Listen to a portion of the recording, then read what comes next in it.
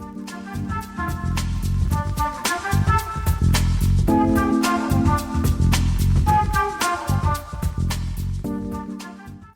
afternoon, John. Donovan.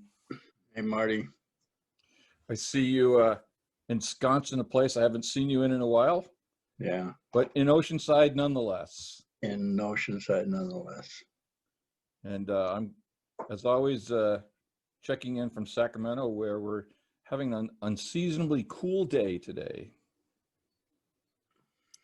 It's quite lovely. Yeah, it's been mild here too. So cooler. Yeah. You know, I was reflecting earlier today about some of the territory that we covered in the last couple of podcasts. Last week we had Dan on, and we looked at his work on looking into fear and anxiety as it shows up in his own life, and the things that he learned about himself from doing that.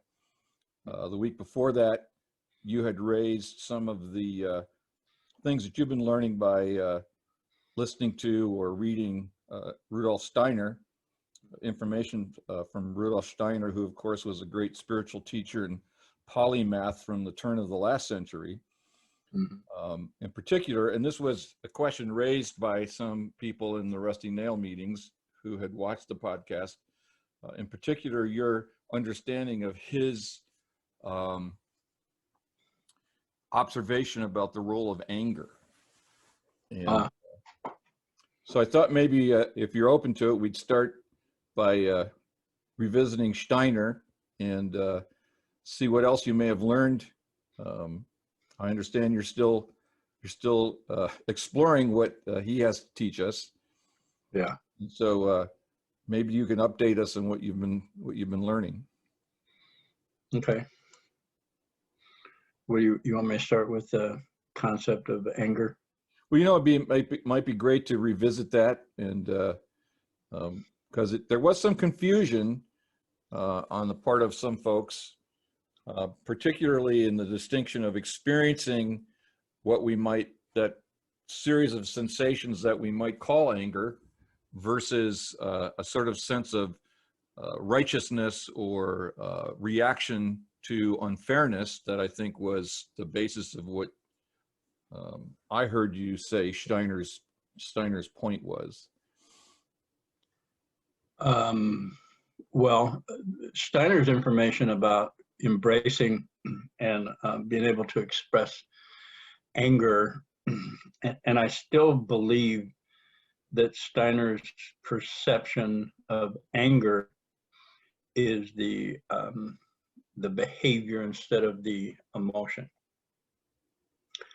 The behavior, and I think he's closer to understanding the informational whelming of my sense of an injustice.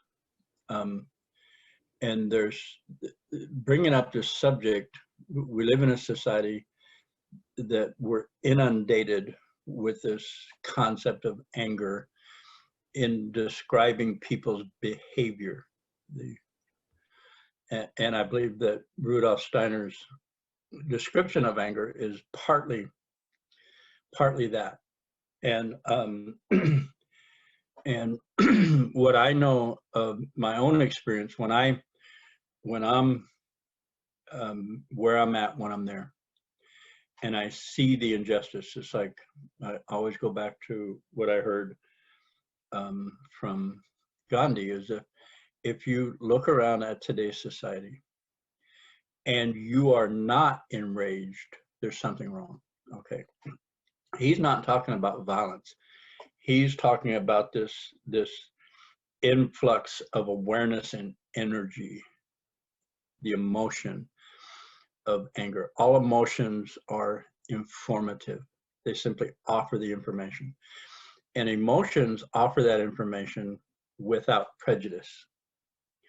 And then we get involved with thinking about it or trying to describe it in our own family of origin dysfunction, childhood trauma, is part of the story about the influx of information.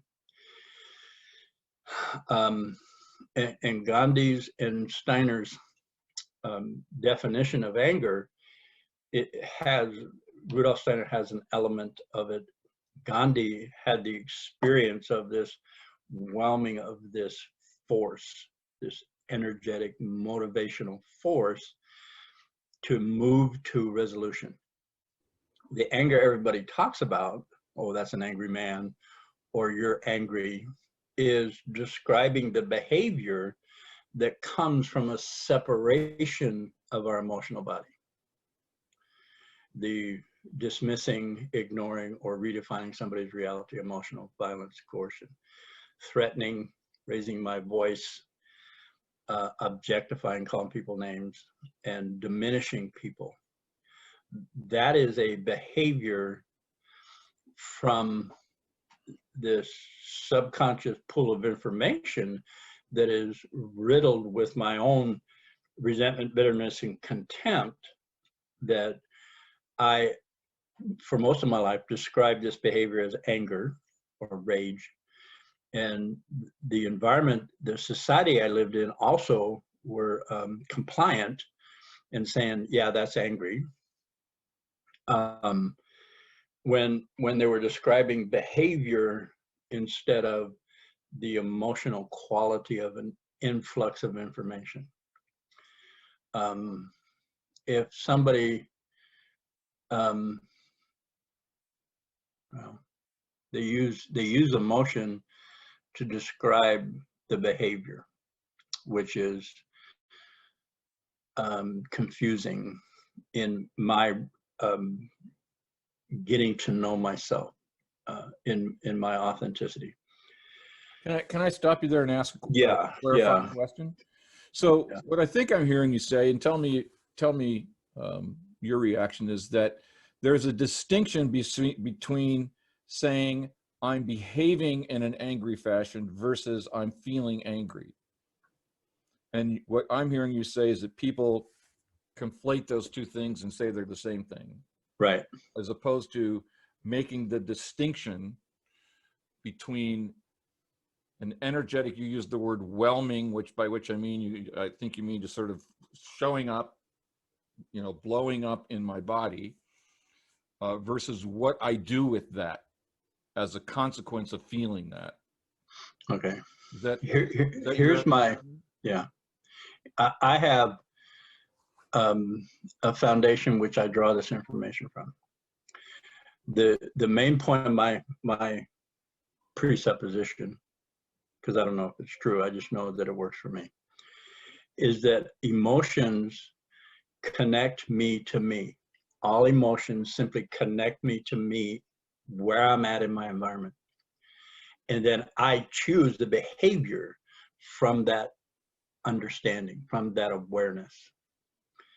Or a lack of awareness. Well, yeah, well, right now that's true, but right now I'm talking about me. Okay. And my awareness where I'm at. So, got it. I lost my train. The emotions, if it's a true emotion, this is my presupposition. If I'm feeling an emotion, the purpose of any feeling is to connect me to me, and then to the people around me. We live in a society where the language is about separation, other. So that's not even a consideration. That's not even a consideration in the description of feeling, emotion versus behavior. So I'm starting there. I'm starting with any emotion, I don't care what you call it, is a sixth sense where I'm connecting to me and my where I'm at in my environment. If there's an injustice, I simply have that information that there's an injustice. Now, based on my experience, I see that me being violent in that, dismissing somebody, ignoring somebody, or redefining their reality, is antithetical was the word Yeah, antithetical. to me connecting with that person. It's about separation. So Okay. I have that experience, that understanding, and that's what I'm speaking from.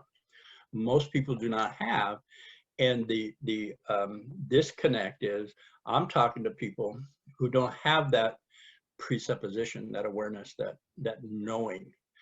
So when I talk about emotions, it's always me connecting to me, and then my choice that's available to me to connect to other people, whether I see them as enemy or adversarial or attacking. I can now choose my behavior for my safety. And here's another place where I find myself. My safety is determined by the safety of the people around me. So my go-to place is to create connection, no matter what the situation is. If it's a adversarial situation, an example of that would be coming from the Democratic point of view, and I'm talking to somebody who's coming from the Republican point of view. My intent is to connect and learn, not to prove myself right or prove them wrong. So these emotions and feelings allow me to do that in a way according to my intent is connecting. So this is where I've discovered this idea that people are talking about something, emotion, anger, but they're talking about what we've agreed to call anger, which is nothing to do with anger. It has to do with violence and separation. Okay, so I'll stop right now. That's a whole lot. Well, and it's worth wrestling with. Yes.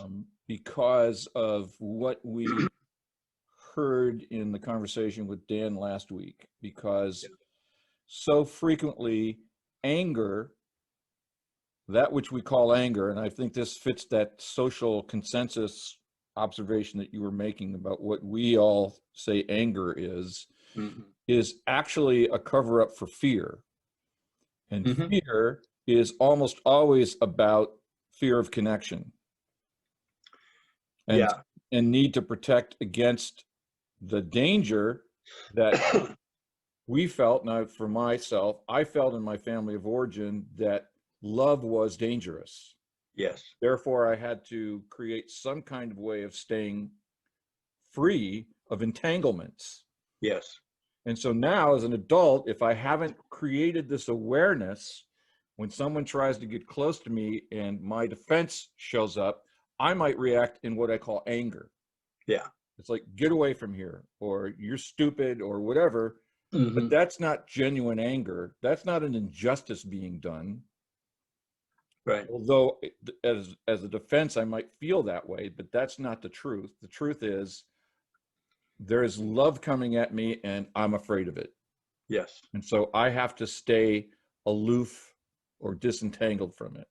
Yes. So I use coercive and violent behavior Right. to separate and destroy, to hurt. Right. Because that keeps whatever I'm afraid of away from me. Exactly. Yes. Yes. And then, of course, what the beauty of the way we do this, the beauty of our defense mechanisms is that now I can justify it. I have a whole justification program that explains to me why what I did was right. Yeah. And why the other person was wrong. Yeah. Again, completely detached from what the actual reality may be. Yep. And I'm now safe in my distance. I've reestablished safety by reestablishing distance. And if there was pain involved, I'm now justifying why it was necessary. Yes. And it's co-signed by our societal traditions and what we call mores. I'm not sure if that's the right term, but our societal conditioning that we all agree that that's what it was. Yeah, exactly. And so that's one of the reasons for those of you who may be listening for the first time, or this is among your first times listening to these two crazy guys talking, why it's tough to make that distinction because of the preconceived consensus that we've all signed on to completely subconsciously. Yes. Just by virtue of being raised in this culture and seeing these labels and words associated with these feelings and behaviors just over and over and over again without anybody going, well, maybe there's another way to consider this. Right. Right. I created an intent to know that I live in a benevolent universe, and it's nothing happens to me, everything happens for me. So in that intent, I've come to these awarenesses that my safety and my value and my existence is tied into your safety, your value, and your existence. It's not separate. So that's another place I come from when I talk that I really haven't explained in detail like we are right now, which I'm grateful for. So, and my frustration with communicating this, I believe we're at where my frustration is in front loading my, where I'm drawing my information. What brought me to a place where I do truly see that what happens to you happens to me on a universal level. So there was an exercise I did in one of the workshops I was in the early 90s. It was called Lifeboat. And the gist of this exercise is I had 3 popsicle sticks, and anybody who had a popsicle stick got on the lifeboat. And I went through and I gave all 3 of my popsicles away to other people I thought deserved to be on the lifeboat, and I left myself in the water. And the facilitator said, "What are you thinking? What about you? You deserve. You're enough. You're worthy." And if I had my priorities right, I would have had a popsicle stick. My buddy, the person I teamed up with throughout this workshop, would have had a popsicle, and I would have given a popsicle to somebody I thought was worthy. And in the end, we all would have had a popsicle. There were more people without popsicles sticks than there were people with, and that showed me that I'm part of this. I hold value, and me seeing value in somebody else better than me, it may be noble, women and children first, but it's a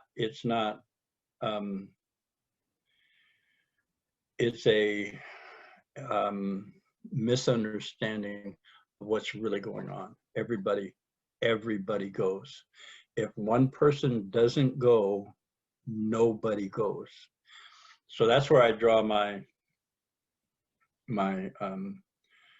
perception of, oh man, we got this anger issue mixed up. We're talking about a behavior that's violent and trying not to be violent, which means we're dismissing an emotion that is vital to my safety and your safety.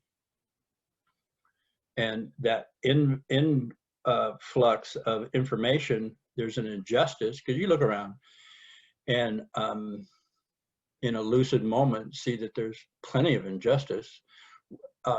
And this feeling of anger helps me to become part of the solution instead of joining a side, which is part of the problem. Well, not only that, but I could use the omnipresence of injustice to just be angry all the time. Mm-hmm. Yeah. Which is okay. I mean, no blame, no judgment. And because of what I heard you say, that this is actually an information providing activity in my being, I can look at that information and make some decisions. Yes. Other than just staying angry and essentially stay, because if I'm just angry, I'm still staying aloof. Right. And I would like to suggest that even in this conversation, that misinformation about anger is part of it. So if in my childhood origin, I would get abused, and then I would hear from the person abusing me, I'm just doing this because I love you. And then when somebody, offers me the possibility of connection, I'm backing away and or wondering at their motives instead of simply being connected, because that connection is what I'm afraid of. So I build a language around this to explain it. And the way we use anger explains a lot of it, although it's describing the lie and we're taking it as the truth.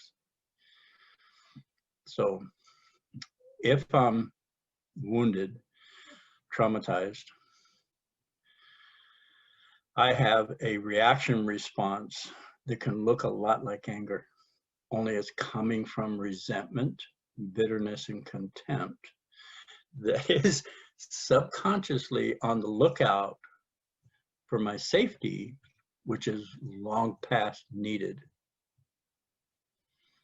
So I'm acting from this childhood responsive reaction place in an adult body, and I have to explain that. I have to come up with a reason. This is, I go to the DSM-5 to find out what's my malady. Well, the truth is I'm traumatized and I'm in a reactive response. And it turns out that I've developed this pattern that looks like bipolar, or I'm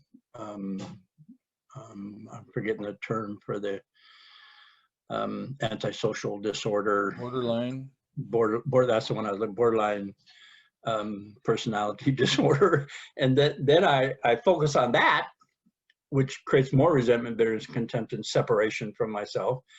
And we go into this downward spiral as a whole, all trying to help each other with something that is not even there. It doesn't even exist. It's trauma, childhood trauma.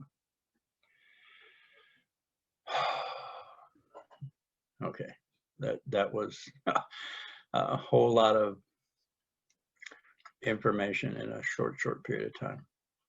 And yeah, we're going to spend a lot of podcasts unraveling, but we'll do the best we can right now.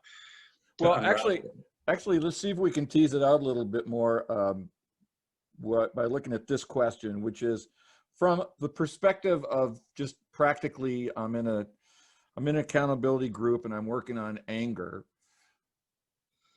As a facilitator, how does this information help me come to the truth and then get to what I want? Okay.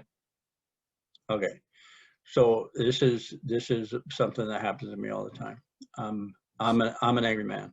I'm working on my anger, and then I say, well, what you're talking about, if you'd be willing to hear me out, is that the coercion and violence that you do, dismissal, ignoring somebody, or threatening, is a behavior. It's not an emotion.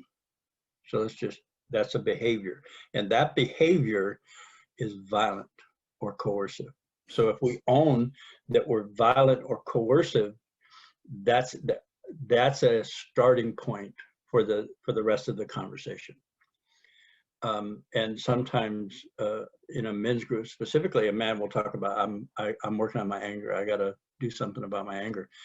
And I offer that information. Would you be willing to consider that you're talking about a behavior that is violent? And if you don't, that you're violent.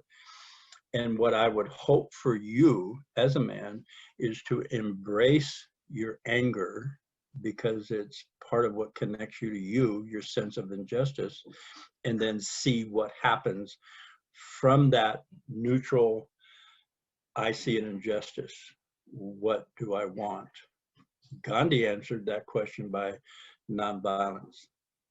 His whole life was about feeling this rage at the audacity of the British government to believe that they owned India, and just stood there and said, no, you don't. No, you don't. And I'm going to do everything I can to point that out to you. And if by your laws, that means I go to jail for the rest of my life, then you need to send me to jail because I am subversive. And he just said, no, I am subverting your authority. And he did that from his sense of injustice. He didn't lash out. He connected to himself. I'm not willing to be oppressed. You're the oppressor. That's the way I see it.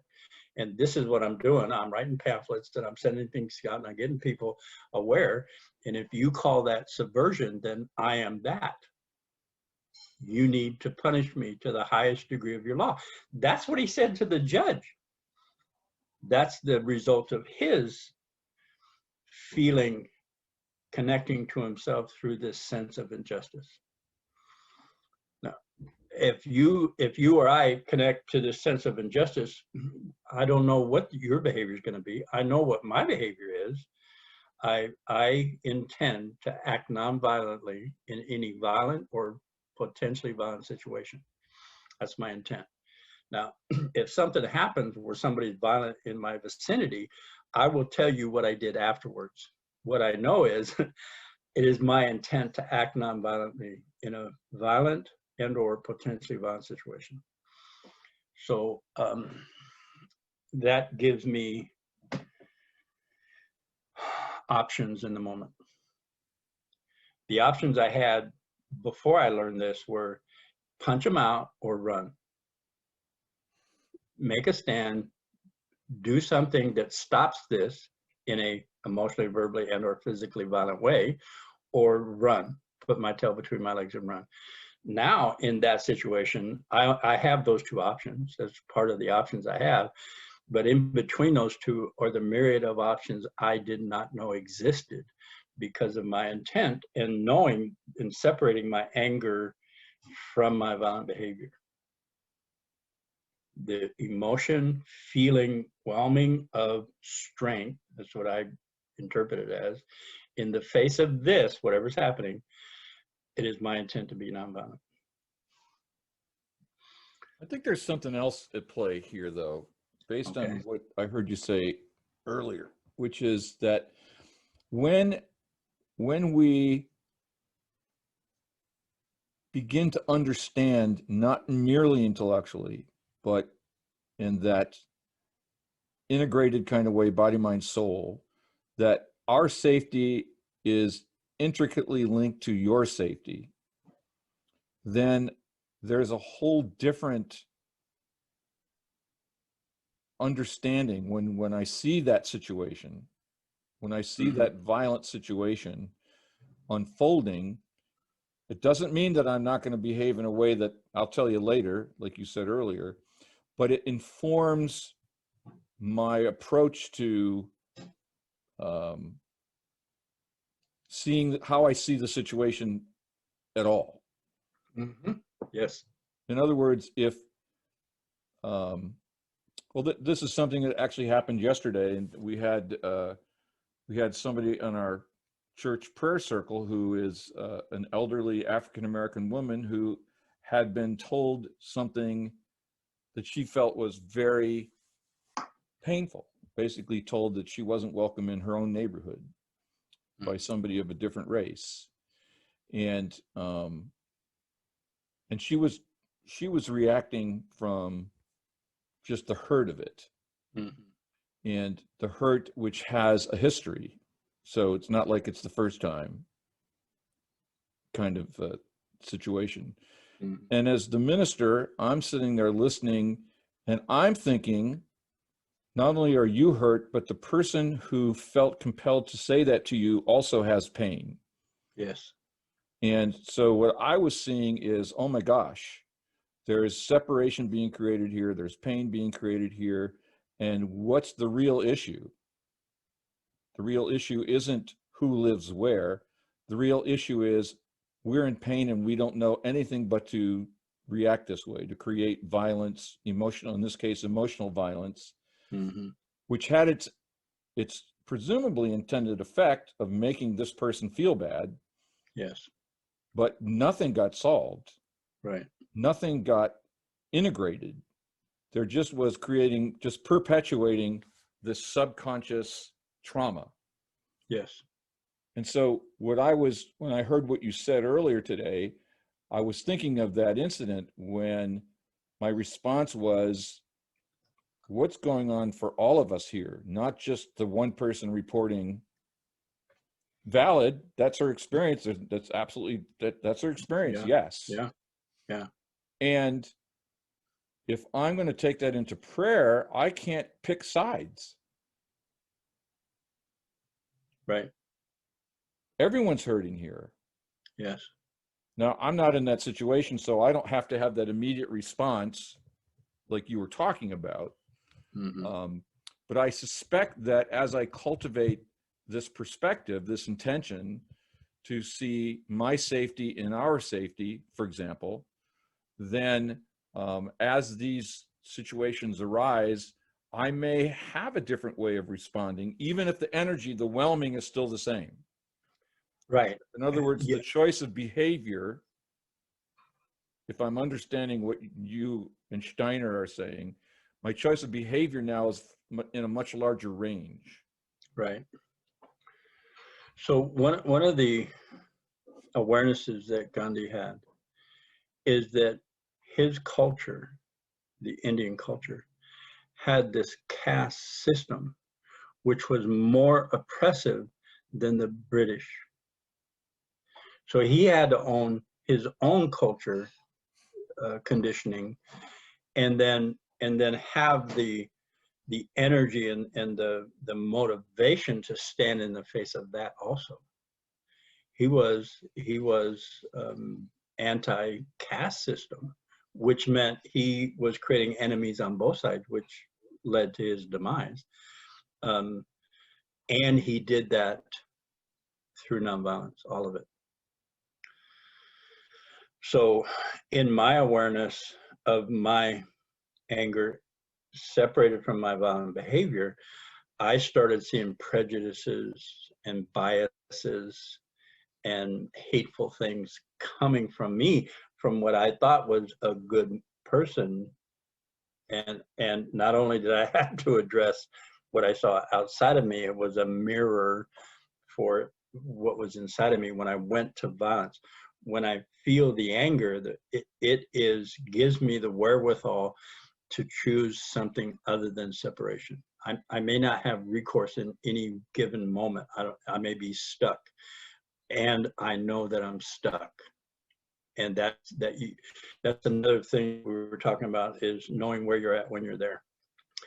Doing what's in front of you instead of doing what you think you should be doing as an enlightened being. I'm not there. I'm not there yet, and I'm willing to take on the tasks that's set before me in my own personal development. And what I understand now is tied into the evolutionary race consciousness development. So, and they're hand in hand. I see them as hand in hand. It's like I can't try to change the world without looking at my own need to shift. And looking at my own need gives me compassion for those people still stuck in the condition that the trauma and the family of origin and dysfunction has set up for them.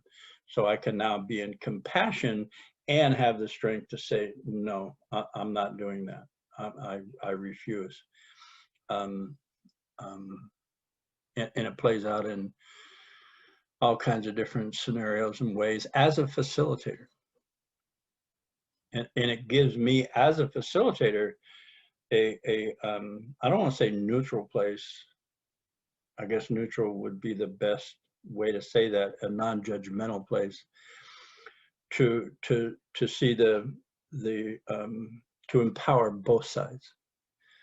somebody comes at me with my partner, this, he, she, they're this, and I said, well, or I want a loving relationship. And I said, well, excuse me, do you want to be in a relationship where both people are loving, or you want to be loving in the relationship? Because I can help you with one, the other one's none of my business. It's like, I can help you be loving in a relationship and then deal with whatever comes at you from the other person. But I can't say, okay, I'm going to help you set up a loving relationship where both people are ... No, not possible. So I don't know if that. Well, actually, it's ironic because I was thinking you're reading my mind, because I'm about to ask that in a very practical kind of way. So if we can pull the camera down from Gandhi, or so I want to quote you something from Abraham Lincoln, who in my study is equally giant, who is able to rise above his own prejudices and just note them rather than repress them. And I was thinking about, okay, I'm in a meeting and I'm seething because my husband or my wife or my brother or my mother or whatever just did something, and I'm like seething. And it's like, and I hear this stuff about Gandhi, and I basically go, well, bullshit. What does that have to do with the fact that this person just hurt me? Yes. And so the activity that we engage in here is to help us just come back to ourselves. It's what you said. Yes. Now we're going to make it in this context, because it's all about coming back to ourselves. Yeah. And in this, we mean being aware of what's actually going on in my being. Yes. And even be aware of when I'm lying to myself. So over time, having done this practice, I notice when I lie to myself much more frequently, or I notice prejudices. And I just like yesterday, I saw somebody and the person had a certain facial type, and I had a prejudice against people with that particular type. Yeah. And I noticed in my mind going, well, I don't want to be anywhere near you. And I just started laughing. It's like, wow, this is it. Yeah. So the work is to become aware so that I can then make a choice based on what I really want. So in this situation, we've got people who are just not there yet, but they're in a meeting or they're doing this work because that's where they want to go. Yeah. Whether they're aware of it yet or not. Most of us get into this work because we want relief from pain. Yeah. And we don't know how much responsibility we have for causing pain. Right. So yeah.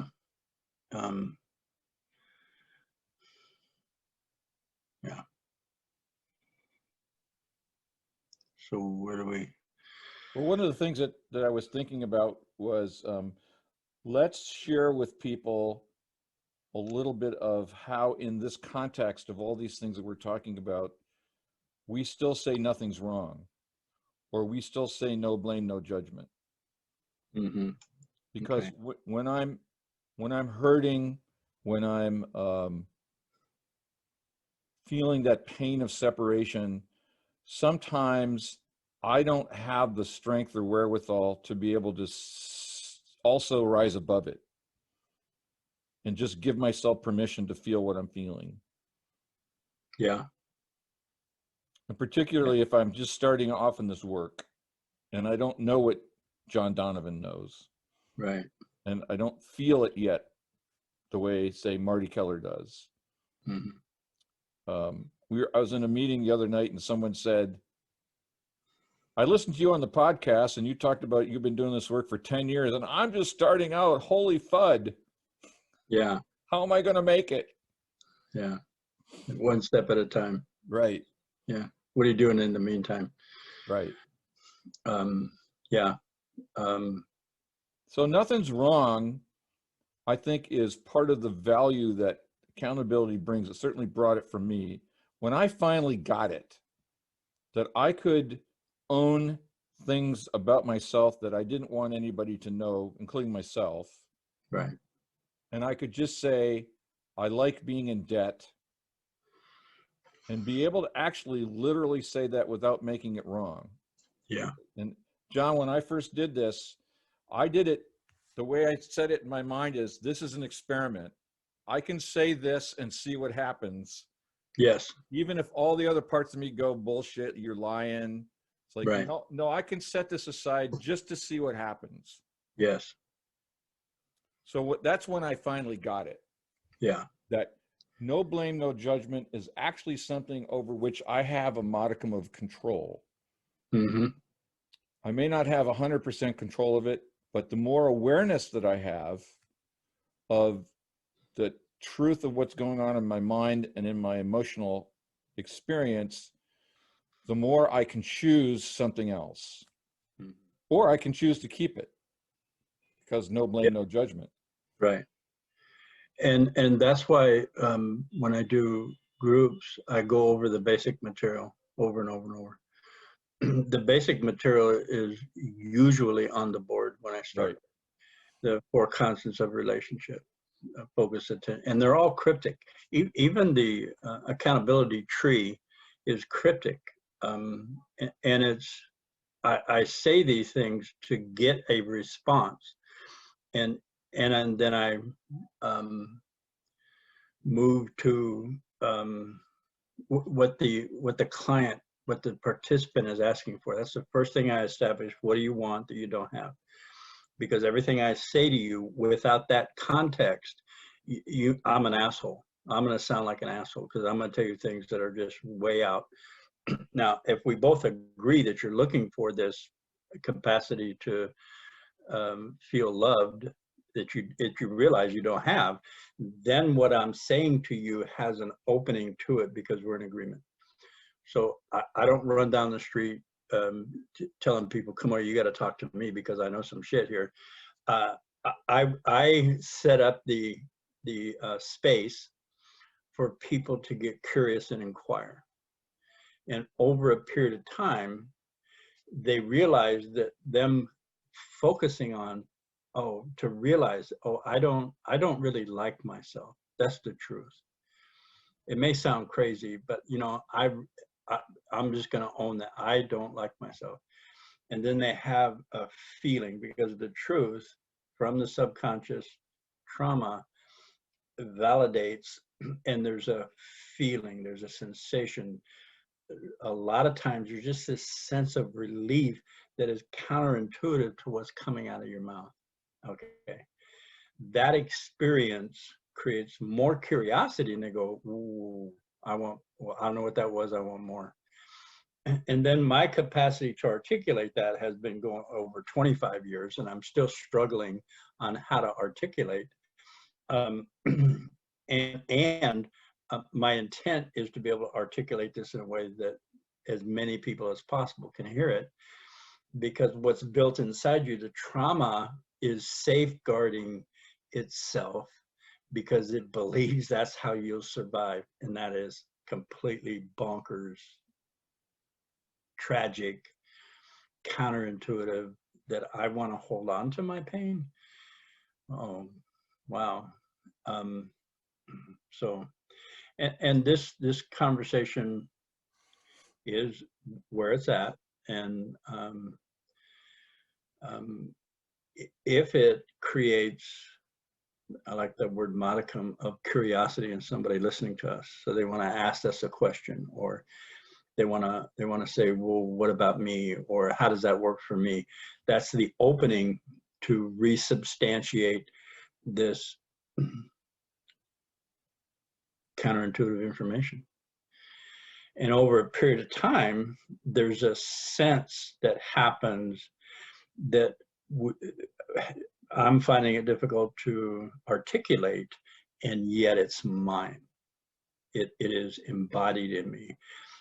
And that becomes part of that subconscious pool of information, and it grows counterintuitively until something like that dawned on you, oh my God. And you felt yourself creating an intent that was effective in that feeling moment. people can listen to us 100 times and go, oh my God, what are these guys talking about? Until somebody vests something in it. I want this. I don't know how. This is, you're asking me what I want this. And then us responding to that with this, wow, out there information. It's in the pain, move towards your pain. It's like, no, I've been trying to get away from my pain for 50 years. And now you're telling me to move towards it. It's like, and then when they do, and their idea of moving towards their pain is different than feeling and experiencing their pain, which the results shift to something they couldn't have dreamed of or even knew how to ask for. And that experience creates curiosity, creates a better world to live in, one person at a time. One of the things that we've talked about on this podcast many times, we haven't talked about it in the last few weeks or so, but that's what you identify as the reticular activating system, which is that network of cells that help us filter what comes into our conscious awareness. Mm-hmm. And as you were sharing what you just said, it occurred to me that when I set this new intention, and it's driven by an emotional connection to the truth, mm-hmm. then this reticular activating system is starting to get rewired so that yes. I start to see that which I said I wanted, because the truth is it's always there. Yeah. So if I say I want to feel peace in life, well, peace is always around, but if I'm actively keeping it out of my conscious awareness, it doesn't matter that it's all around. Right. Yes. It might as well be in New Zealand. Yeah. So there's a very practical aspect to this work, which is another reason why it attracted me, because it works to change how I've thought about my own self, both consciously and subconsciously, such that what I say I want, which has been enthused by a feeling of truth in my body, mm-hmm. starts to show up. Mm-hmm. And now that's another way this curiosity gets further engaged, because I can look at my own results. I don't have to take your word for it. Exactly. In fact, I probably ain't going to take your word for it. No. Even if I intellectually say, oh, well, that makes all kinds of sense. And I have a little kid inside going, no way. Right. Yeah. No way. Yeah. So I have to go there myself. But every time I do and I get results, I am more likely the next time I'm feeling something acute, a resentment, a fear, a sadness, to access the accountability tree as a way of working with this rather than going into old habits. Right. Yeah. And then eventually denial does become a river in Egypt. Yeah. Yeah. Right. Yeah. So that's the practical value. When we started out the hour talking about in a fairly high level of sophistication, I agree, about this distinction that you started learning in a formal way from the great spiritual teacher Rudolf Steiner, about the actual value of anger versus what we have it confused with in a very practical kind of way. Yeah. And we talked about the value of that, particularly when we get to a point in our lives where we come to recognize that our happiness, our safety is intimately related to the happiness and safety of others.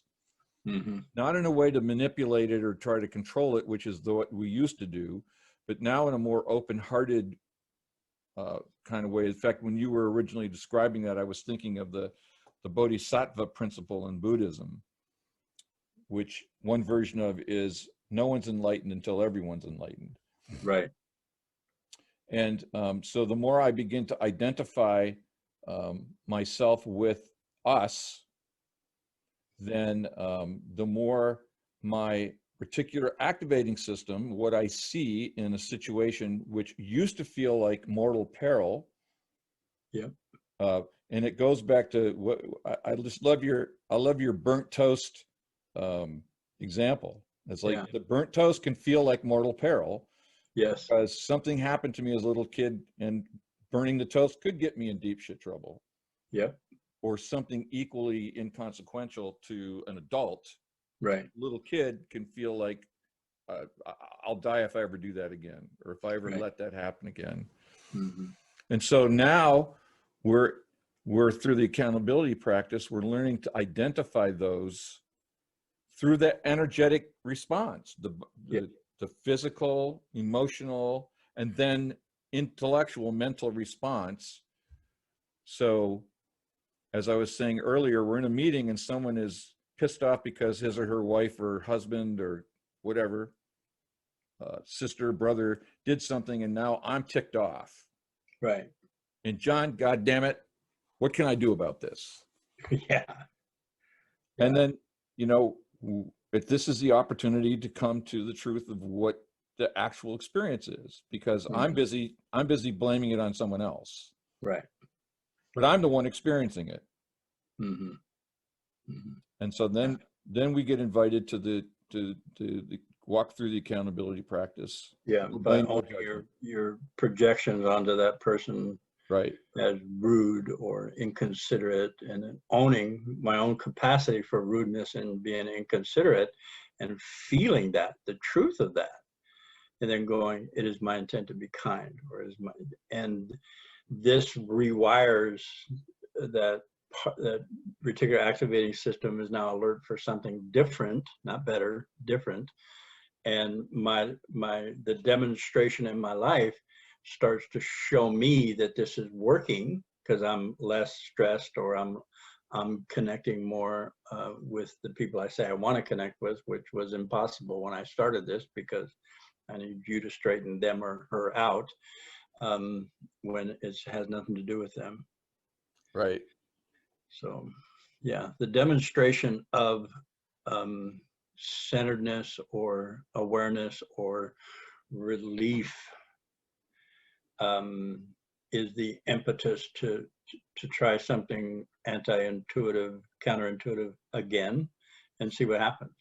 And without the demonstration, you know, we'd be sitting at these meetings alone after a while. I mean, if they're not seeing the value in it, then why they wouldn't come? They wouldn't be there. You know, I was telling you before we started, I've been reading this biography of Abraham Lincoln, and I'd like to just share what this writer Michael Burlingame says, because it so demonstrates the possibilities. And in this particular life, Burlingame notes that Lincoln underwent a major psychological shift in his 40s.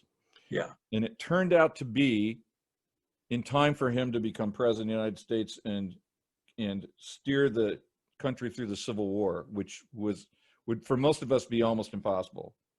Right. I mean, it's like, could you imagine Donald Trump or Joseph Biden as president during the Civil War? Right. So he says, so he's referring to this time of change for Lincoln, and that kind of notional idea we have of midlife crisis. And he says, for some men, midlife introspection leads to despair. In others, it results in stagnation. In yet others, it can generate profound psychological growth, leading to a new awareness of one's own unique identity. And such awareness can strengthen self-confidence and inspire the confidence of others. Men who achieve this special psychological maturity are able to suppress their egos, stop taking criticism and disagreement personally, to acknowledge calmly their own weaknesses and the shortcomings of others, and to relinquish things appropriate to youth, and accept uncomplainingly the advantages and disadvantages of age.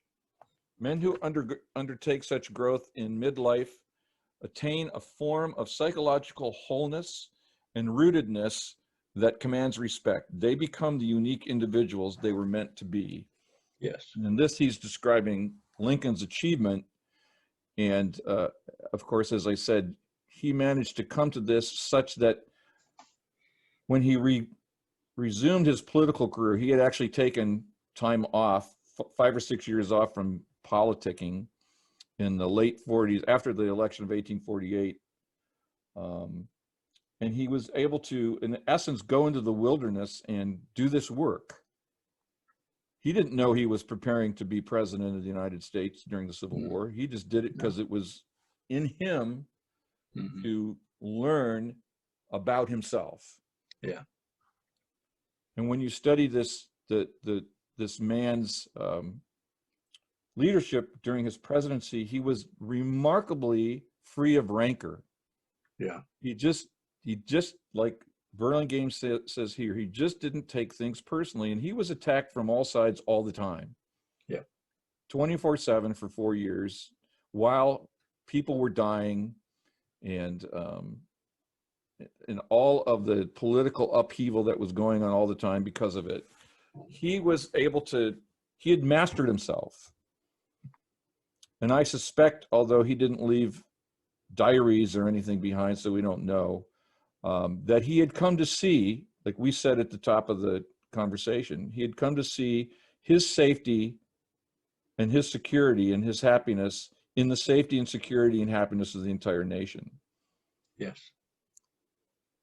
And that's why he was able to focus on that as his lodestar, rather than picking a fight with everybody who picked a fight with him.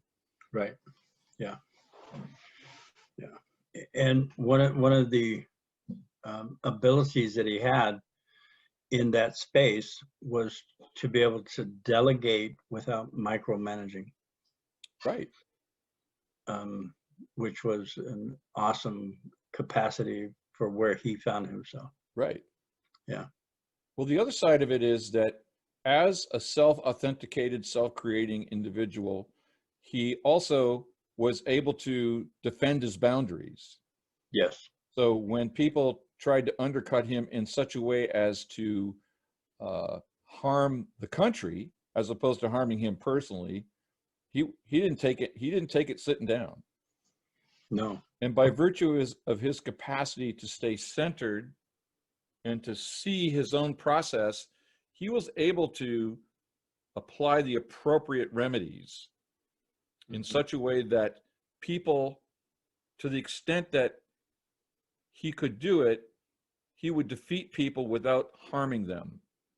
Yes. He would defeat their behaviors without going after their essence. Right. There's a way that we might say that. Without fusing with them and bringing up the appropriate amount of energy to fight that. No, he would just, his thing after the war too is they need to be punished for what they did. And his thing was, no, the definition of union means we're all one. And he just right. Knew that to be true. And no, there's no punishment, just reunification. In his second inaugural address, which is the most mystical speech I've ever come across in all of American, if not human history, he says, both sides prayed to the same God, but the same God made everybody and basically wouldn't pick sides. Right. Yeah. Lincoln said something after he gave the speech. He says, human beings aren't flattered by knowing that God might not be on their side. Yeah. Yeah. Or that God might not pick their side. Right. He's for everybody's well-being. Well, exactly. Cool. So I raised this just because this is the possibility that we all have. This, Abraham Lincoln, like Jesus or the Buddha, was just a human being. He was born a snotty little kid who crapped and pissed and all those things like we all did. Probably grew up in a very dysfunctional home. In fact, we know he grew up in a dysfunctional home. He refused to go to his father's funeral when his father asked him to, because of his estrangement from the man.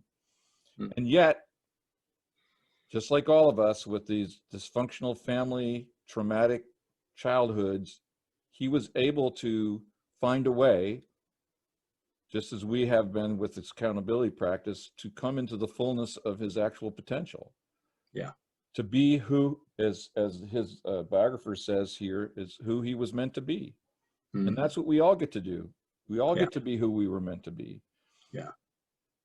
And accountability is the practice I found that helped me do that. Yeah. And it's being in an expansive learning mode. Yeah. Yeah.